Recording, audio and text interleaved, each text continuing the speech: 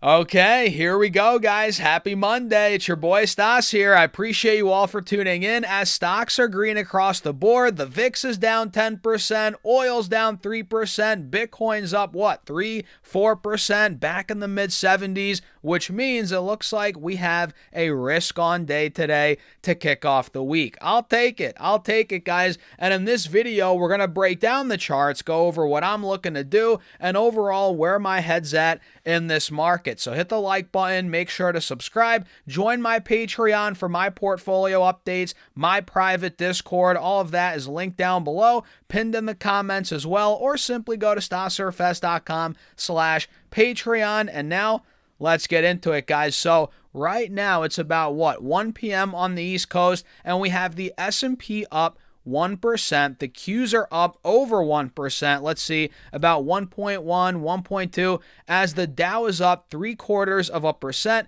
and we have the Russell up, the small cap index, about 0.9%. As again, Bitcoin, like I said in the intro, is at 74K, and by no means is Bitcoin breaking out, but we are now up about $15,000 from the low, or about 18%. And again, the fact that just in general, equities are up, Bitcoin's up, that goes to show it's a risk on day. And again, Bitcoin is not breaking out. It's not out of the woods. It's not anywhere near out of the woods, being out of the woods, but we're approaching this big spot right now on the charts, right?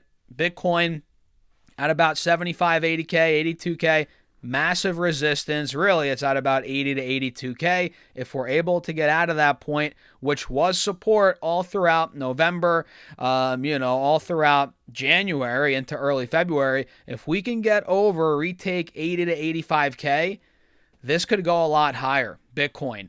And that would be great overall for the Qs, for the stock market. The risk on trade would be back at that point if Bitcoin can finally just retake 80, 85, 90, which, I mean, we're a ways away from doing that, but we're seeing some baby steps, which I like to see. And if we pull up the Qs, let me show you this, guys. We're still in this downtrending channel that we've been in now for weeks. You guys can see it on the 1 hour.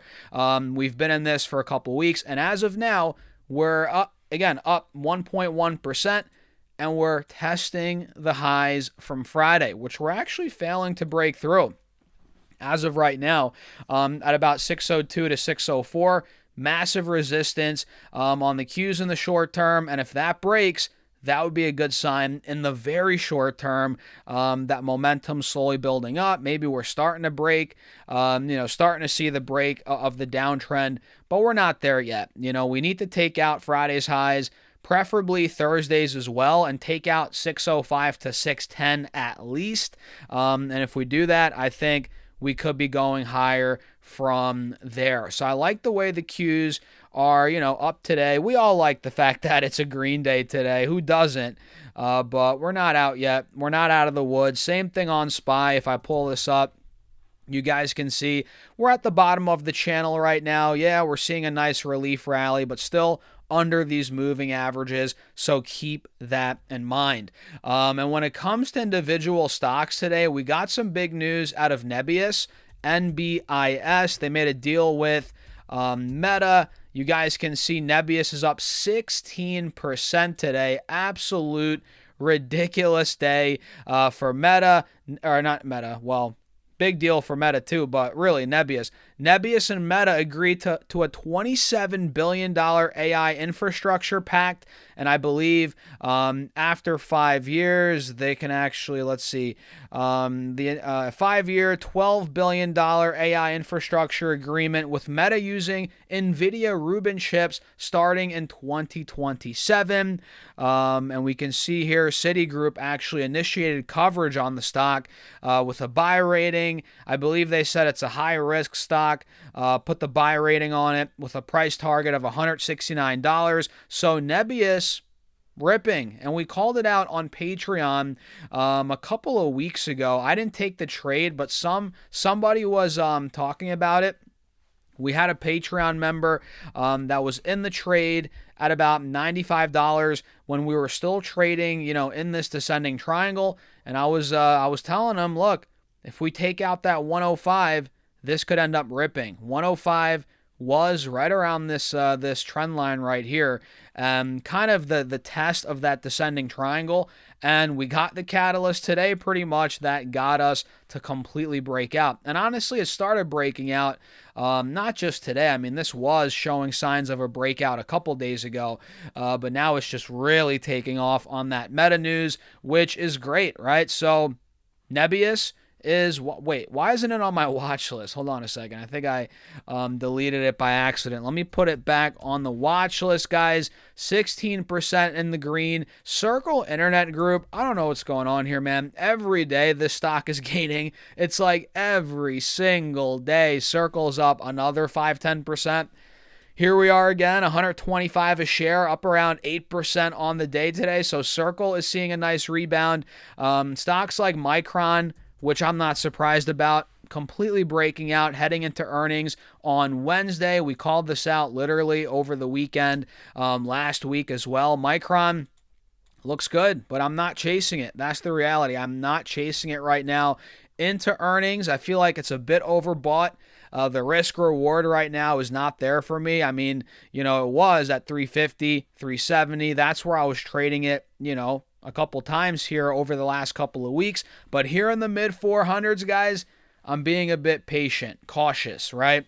Not saying that I don't think it's going to go to 500 anymore. I still think it's going to get to 500 ultimately, but I feel like we might be able to get a better entry before that. We'll see. Maybe. Maybe not. I don't know. What do you guys think? Let me know in the comments. But Micron is ripping. MU is the ticker there. Mercado Libre is seeing a nice rebound today as well, which you guys know I'm in Mercado Libre. I added more recently on the drop here. Now it's at, 1730, up about 4% on the day. Not too bad. Still within a downtrend, obviously. Nowhere near breaking out on Mercado Libre, but it's up on the day. Can't complain about that, guys. Very good day for Mercado Libre and Meta as well. We got that Nebius news, but they're not running because of that, guys. They're running because they're about to cut 20% of their workforce, right? And you guys know Meta's going all in on AI, as a lot of these companies are, and they need to cut corners somewhere. I guess not cut corners, but they have to save money somewhere, right? So they're going to cut up to 20% or right around 20% of their workforce. And I was having some fun with it on ChatGPT the other day. And I was like, how much would this save Meta, right? And they were saying, 20% of the workforce. I forget all the numbers, but it was like it could save them $5 to $6 billion, right, for a year or in a year, depending on how much these employees are, compensated. I think the prompt ran through, or the answer to my prompt ran through a bunch of different scenarios, like, if they were getting paid $200K a year, $300K a year, which might be too much. I doubt all those employees are making $300-400K a year or upwards of that. But, even if they're on average making $200K or $150K a year or whatever on the lower end, Meta's still going to be saving a ton of money, billions of dollars.